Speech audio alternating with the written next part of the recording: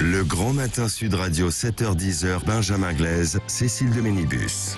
Il est 7h47, on est ravis de vous retrouver. Les grands débats ce matin, Lydia Guérousse, Elisabeth Lévy, vos appels au 0826 300 300 et on va revenir sur cette nomination, en tout cas élection proche de la présidence de l'Assemblée nationale.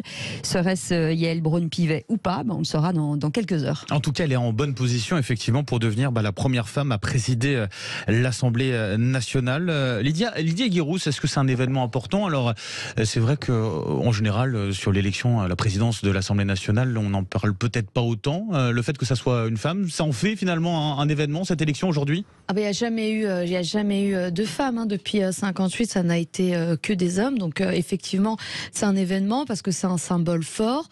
C'est une forme de plafond de verre qui est brisé.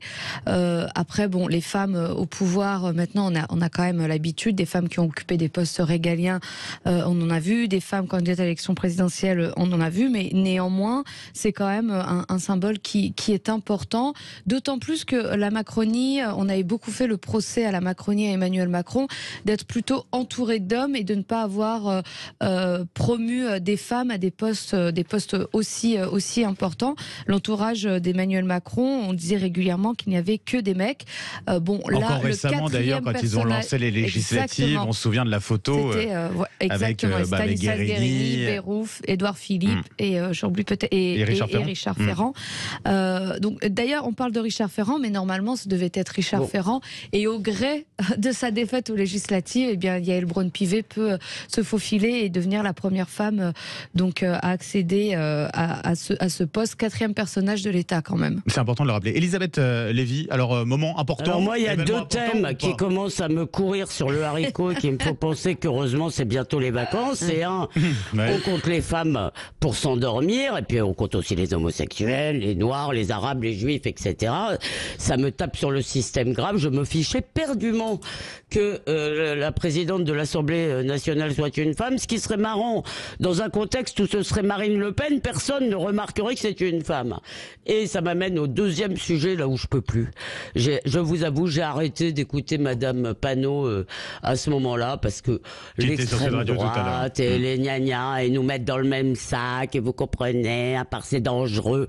Mais je ne peux plus, il n'y croit même pas. Et si on doit se taper encore 5 ans avec un discours qui tourne vraiment à vide, sur les méchants d'extrême droite et l'espèce de barrière morale dont tout le monde se fout, dont les électeurs se foutent, dont les électeurs insoumis se foutent, si vous voulez, on n'est pas rendu. Là vraiment, ça doit être ma lassitude à l'approche des vacances, mais je peux plus entendre ni l'un ni l'autre. Je me fous que ce soit une femme. Et si c'était Sandrine Rousseau, vous croyez qu'on serait là en train d'applaudir en disant c'est génial, l'Assemblée nationale présidée par Sandrine Rousseau? Non, franchement, je me sens pas mieux représentée par une femme que par un homme.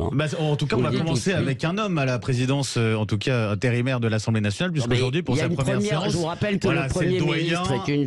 Et c'est José González du RN qui va présider cette séance. J'ajoute une chose sur laquelle peut-être je vais faire réagir Lydia, c'est qu'en plus, je trouve qu'aujourd'hui, il y a une espèce de discrimination à rebours. C'est-à-dire que vous cherchez quelqu'un pour une entreprise publique, comme il faut montrer à quel point vous aimez les femmes et à quel point vous êtes ceci et cela et ouvert et progressiste. C'est une femme.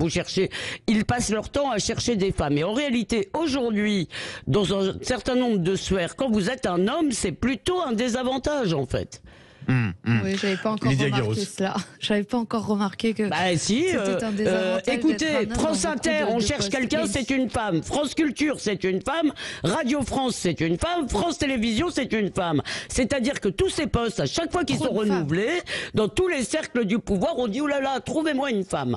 Bon, excusez-moi, d'abord, je trouve ça vexant pour les femmes et je trouve ça injuste pour les hommes. Alors, non, mais il faut pas qu'il y ait des femmes pour avoir des femmes. Mais après, qu'il y ait un phénomène de rattrapage ou qu'on trouve des femmes extrêmement compétentes pour occuper les postes, c'est plutôt une bonne chose et moi j'ai envie de le saluer.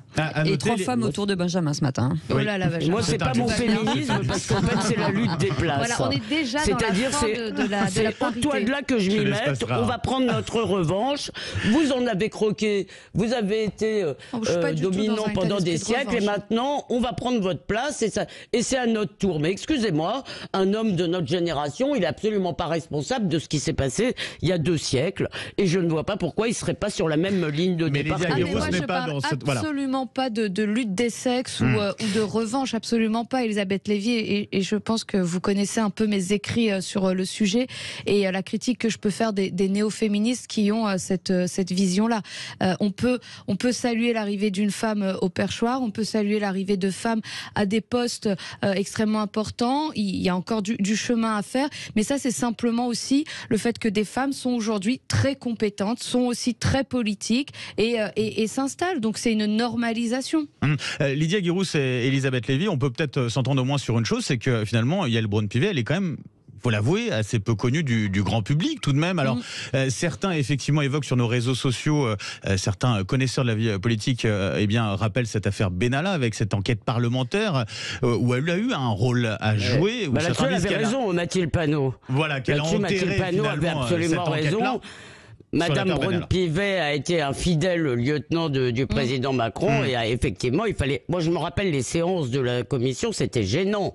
Si vous voulez, la façon dont elle essayait de sauver le président sur ce coup-là, c'était vraiment pas terrible. Donc en plus, si vous voulez, le seul moment où elle a été à la lumière n'est pas complètement à son avantage, franchement. Mais Lydia Guirousse, enfin, c'est un bon soldat, quoi. Oui, c'est un bon soldat, hyper loyal. Mais bon, ça, c'est ce qu'on demande souvent aux gens qui sont dans votre parti et à qui vous avez permis de devenir député, ce qui était le cas de Yael Braun-Pivet avec Emmanuel Macron. Assez peu connu du grand public, mais avant que Richard Ferrand devienne président de l'Assemblée nationale, personne le connaissait. Édouard Philippe, personne le connaissait aussi avant qu'il devienne Premier ministre. Donc là, elle accédera à la lumière davantage. Moi, je me souviens surtout de effectivement l'affaire Benalla où elle a eu le mauvais rôle. On a envoyé une femme avoir le mauvais rôle dans cette affaire-là. Ça arrive assez régulièrement quand même quand il y a notamment aussi des réformes. Enfin, elle était présidente de la commission des lois. Très difficile, bien sûr. Ouais. Mais je me souviens quand elle a eu les premiers couacs, alors qu'elle était arrivée à l'Assemblée nationale, et je trouve qu'il y a eu une progression qui était assez impressionnante de sa part. Beaucoup s'étaient moqués d'elle. Je crois qu'elle avait parlé des arrêtés du président de la République, alors qu'elle est avocat et elle avait fait cette petite bêtise, et on a dit mais elle est complètement incompétente, et finalement elle a fait du chemin. Donc voilà, restons un peu positifs. Moi, je voudrais quand même vous répondre sur ce point, c'est-à-dire, vous me dites, attention, je n'aime pas la victimisation, mais c'est exactement ce que vous venez de faire, c'est-à-dire, elle n'a pas été envoyée là parce qu'elle était une femme, elle a été envoyée là parce qu'elle présidait la commission des lois. Donc on ne l'a pas envoyée au charbon comme on enverrait soi-disant les femmes sur les mauvais coups. Et là, vous êtes dans la victimisation aussi. C'est exactement ce que vous venez de faire. Elisabeth dit qu'elle était à son poste. Non, au final. Elle était à son poste, mais j'élargissais, et je vais vous prendre un exemple.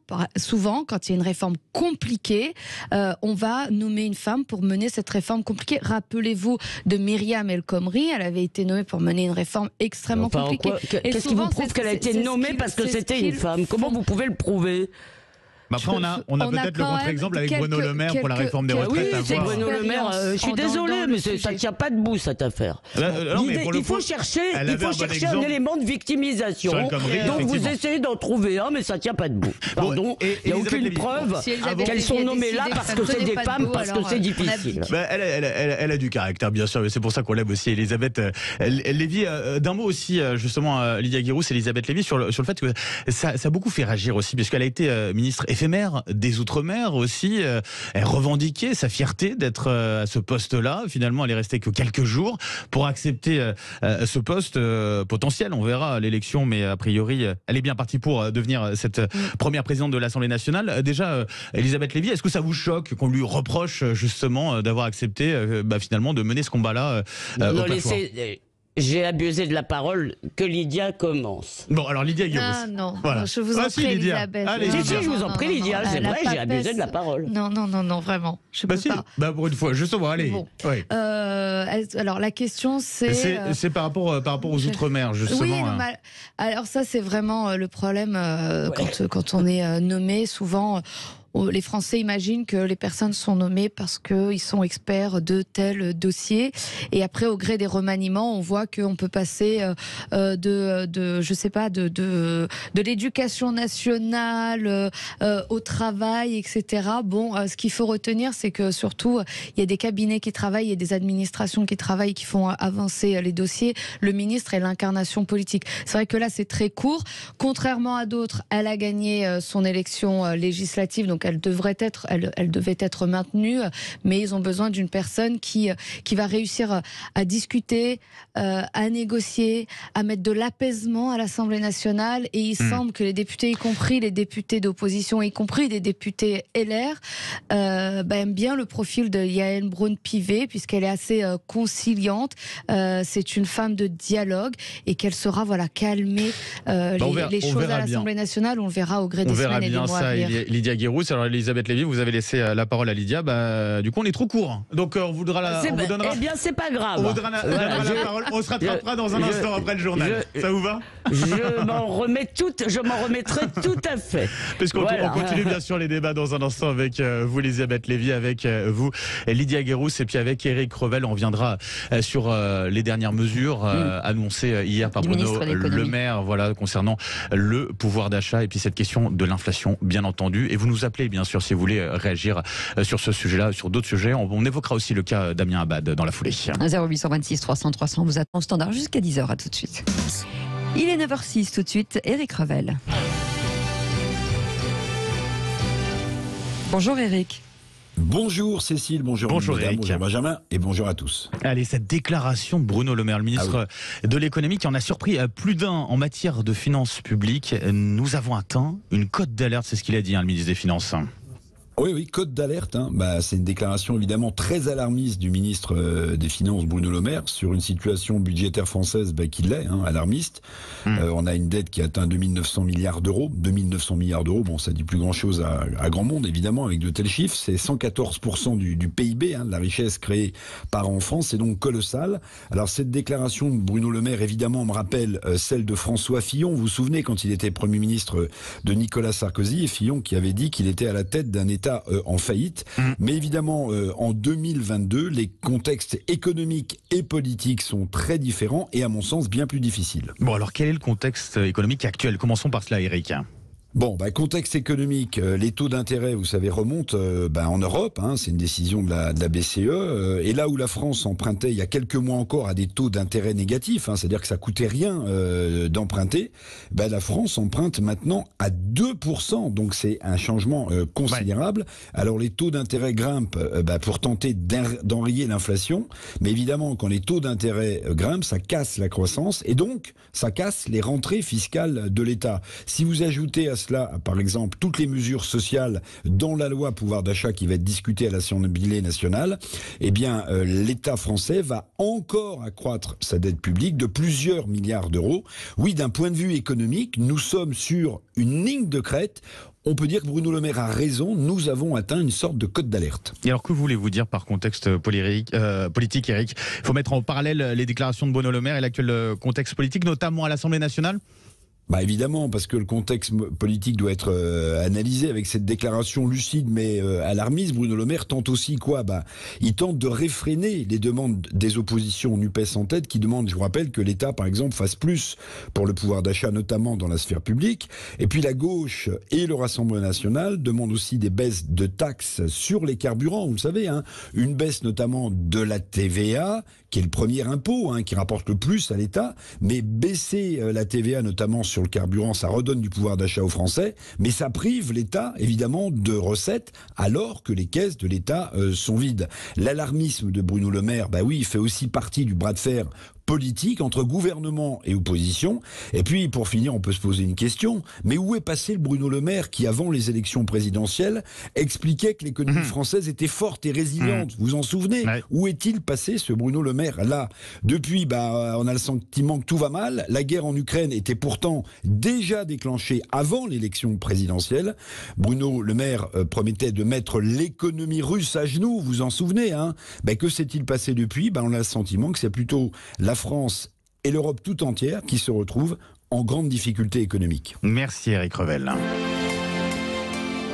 Et on en débat justement avec vous, Éric Revel, avec Lydia Guirousse qui est toujours avec nous, avec Elisabeth Lévy également. Elisabeth Lévy, pour revenir sur ce que disait Éric Revel, il y a le contexte économique, il y a aussi le contexte politique qui joue ici avec un Bruno Le Maire qui il est vrai, a complètement changé de discours entre avant la présidentielle, avant les législatives et puis aujourd'hui, enfin, en tout cas hier avec ses propos. Bah oui, entre-temps, il y a eu des élections, donc ça s'est fait. Alors, je ne veux pas l'accuser de mensonge. J'ai l'impression quand même que les nuages se sont amoncelés avec la guerre en Ukraine, mais enfin... et que de fait il y a eu une sorte d'embellie l'an dernier, y compris les chefs d'entreprise étaient plus optimistes. Aujourd'hui, il y a une chose qui en plus contribue à accroître les problèmes, c'est la peur de tout le monde, c'est la panique un peu générale maintenant.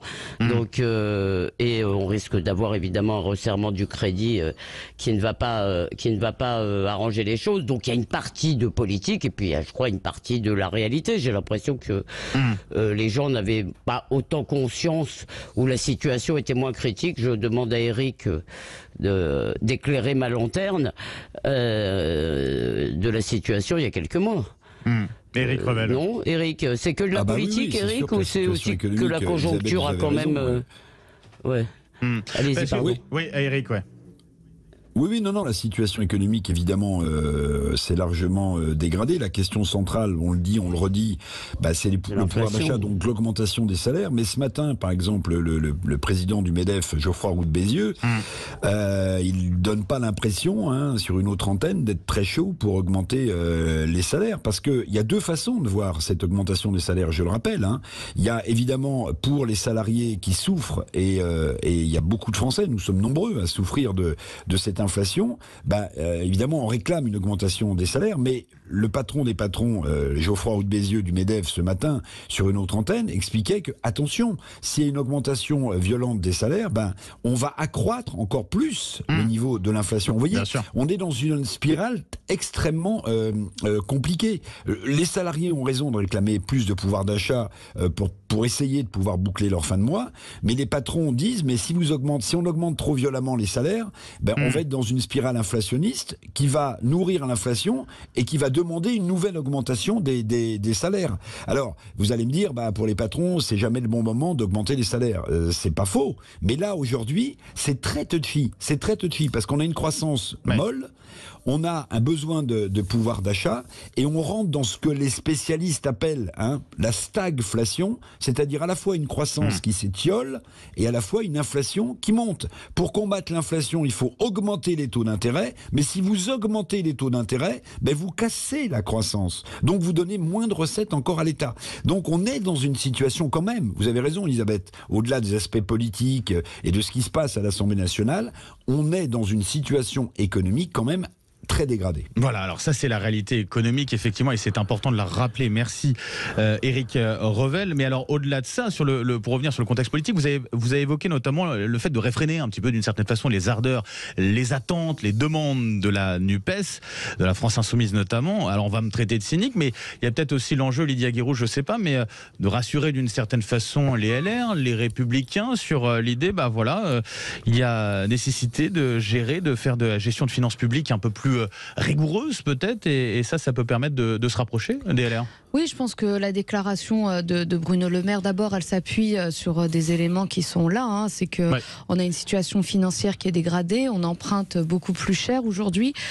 donc ça coûte aux finances publiques, et c'est vrai qu'on a atteint un niveau de dette qui a déjà explosé les plafonds depuis longtemps, mais là encore plus. Et donc il faut rassurer notamment l'aile droite et les Français qui sont aussi sensibles à ces questions de gestion rigoureuse des deniers publics, des finances publiques. Et c'est en cela que Bruno Le Maire a fait cette déclaration comme pour envoyer un signal en disant voilà, nous sommes aussi dans un pragmatisme, un réalisme. et ces déclarations ont immédiatement été saluées, je ne sais pas si vous l'avez noté, par Gérald Darmanin. Et ça, ce sont vraiment des marqueurs très forts à droite. Et ça fait suite aussi à cette allocution du président de 8 minutes dans laquelle il avait dit effectivement son projet était le projet légitime puisqu'il était celui qui avait choisi les Français, c'est lui qui avait été élu, mais qu'il se ferait, donc les discussions se feraient dans un cadre qui est celui d'une non-augmentation d'impôts et de faire attention aussi à ce que la dette publique ne file pas trop non plus.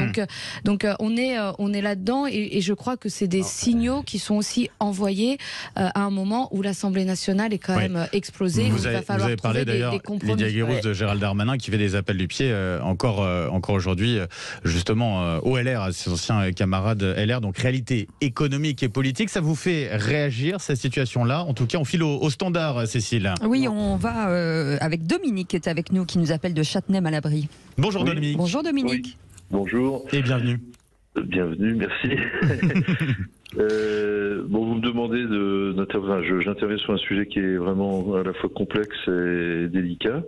Je suis stupéfait que le gouvernement utilise systématiquement la stratégie de la peur dès qu'il y a un problème important qui se pose.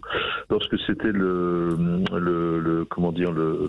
Covid, la France était en guerre. Là maintenant, nous sommes près de la cote d'alerte. Mais c'est pas une façon de s'adresser aux Français, ni de diriger un pays. Une politique économique, c'est pas ça. C'est tracer des perspectives, c'est expliquer pourquoi on en est arrivé là et comment on va s'en sortir. C'est cette façon de traiter les gens un peu comme les rats dans un labyrinthe dans le film de René, mon oncle d'Amérique, d'utiliser la peur pour pousser les gens à droite et à gauche, ou bien d'utiliser ça dans le cas d'un agenda politique. C'est abominable. Ça n'est pas comme ça que des politiques doivent s'adresser à des Français qui sont supposés être majeurs, vaccinés et éduqués. Il faut leur expliquer pourquoi on en est arrivé là. Il n'a pas découvert. Maintenant, il découvre brusquement que le verre est à moitié vide alors qu'il est à moitié plein. Ça peut pas être une découverte brutale. Et qu'il faut qu'il nous explique comment on va s'en sortir.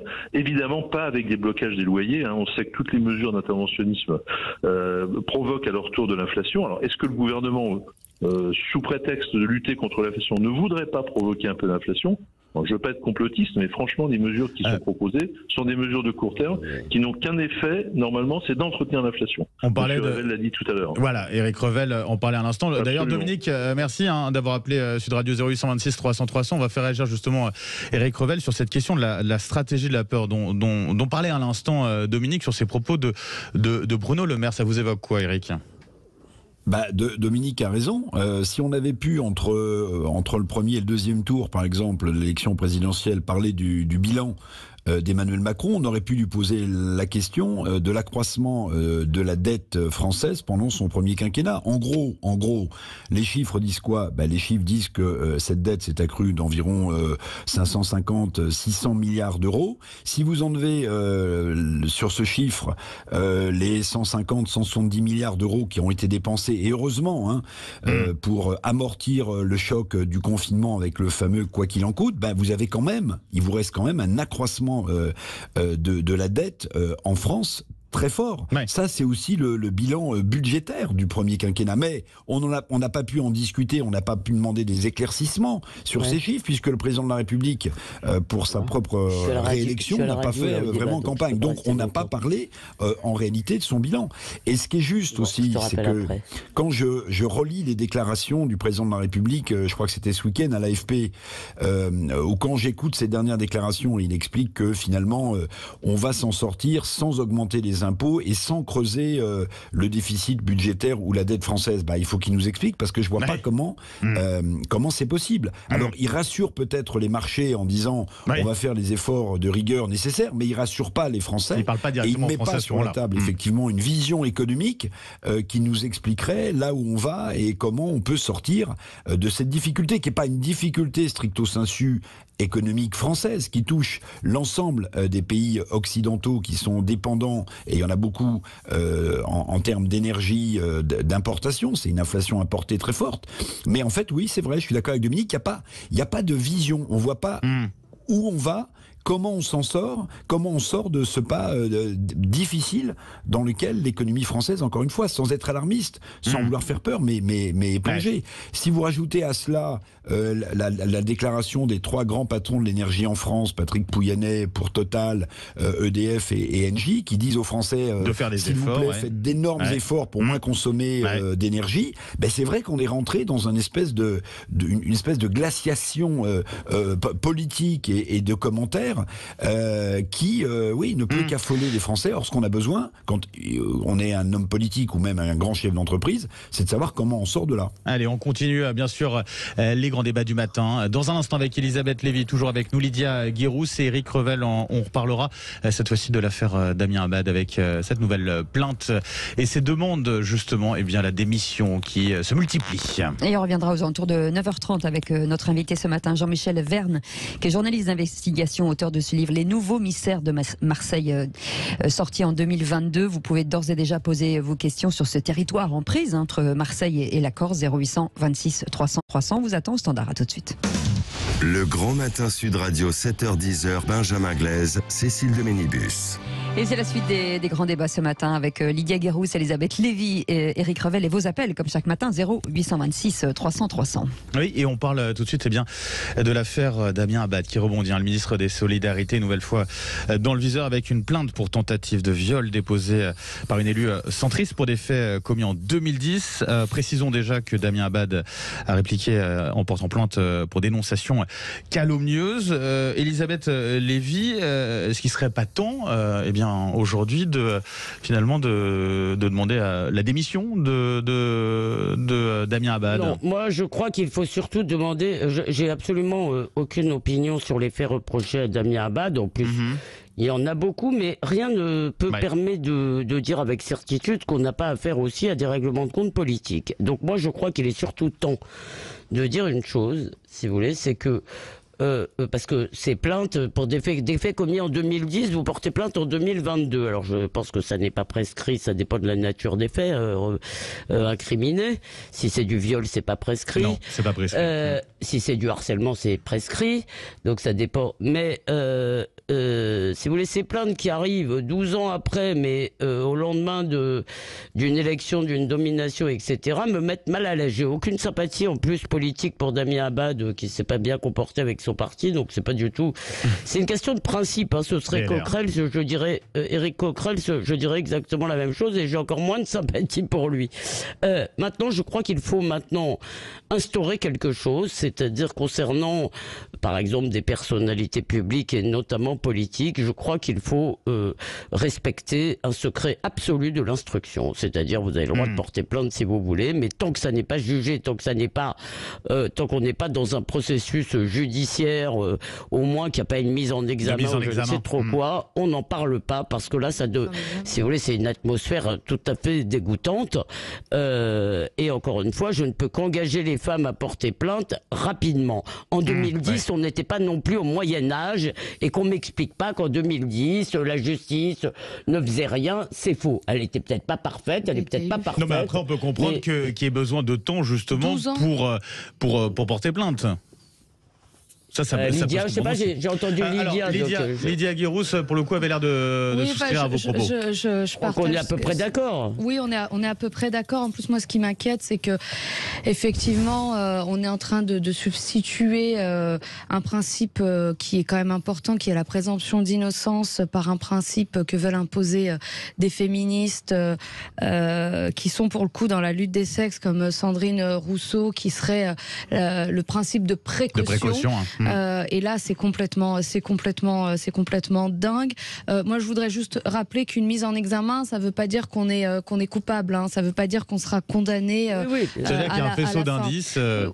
Non, c'est qu'on a accès au dossier et qu'on va pouvoir se défendre. Il n'y a pas de faisceau d'indices. On peut être mis en examen et en étant tout à fait innocent, et la justice poursuit son bien sûr, travail. mais c'est pas parce qu'il peut y avoir un faisceau d'indices et pour autant être être innocent, bien sûr. La mise en examen ne veut pas dire condamnation. Et je pense vous avez raison, mais quand il y a mise en examen, c'est qu'il n'y a pas rien dans le dossier. Bien sûr, mais je pense que le principe le plus important et sur lequel il ne faut pas transiger, c'est vraiment d'attendre que la justice fasse son travail et qu'il y ait une condamnation. Parce que aujourd'hui, je comprends bien que au niveau politique, ça va être difficilement tenable pour Damien Abad.